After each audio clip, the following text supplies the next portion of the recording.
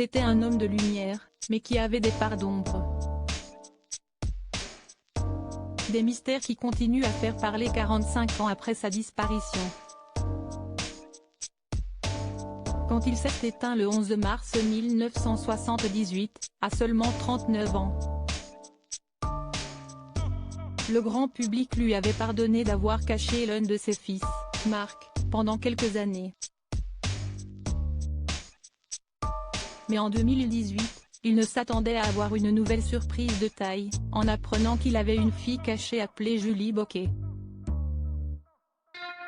Une troisième enfant de nationalité belge, dont on avait parlé sur France 5 à l'époque. Invité de l'émission C'est à vous, François Pomès, le réalisateur du documentaire Claude François, le dernier pharaon diffusé sur Paris Première dans lequel la fille cachée de Claude François, a calmé les inquiétudes de nombreux fans. Alors qu'Anne-Elisabeth Lemoine demandait au réalisateur si Julie pouvait prétendre à l'héritage de son père, sa réponse avait été sans appel: non, la loi belge est claire à ce sujet, on ne peut pas hériter de la part de ses parents biologiques quand on a été adopté de façon plénière.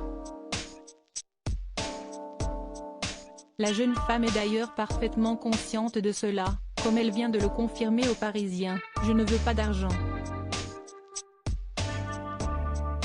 D'ailleurs, je n'y ai pas le droit car je suis adoptée et j'hériterai de mes parents adoptifs. Aux côtés d'Olivier Royan, directeur de la rédaction de Paris Match, François Pomès avait tenu sur France 5 à souligner l'importance que revêt cette affaire pour la communauté des admirateurs de Clo-Clo. Il ne faut pas oublier que Claude François est une légende. La reconnaître comme l'une de ses enfants, réécrire, compléter la biographie.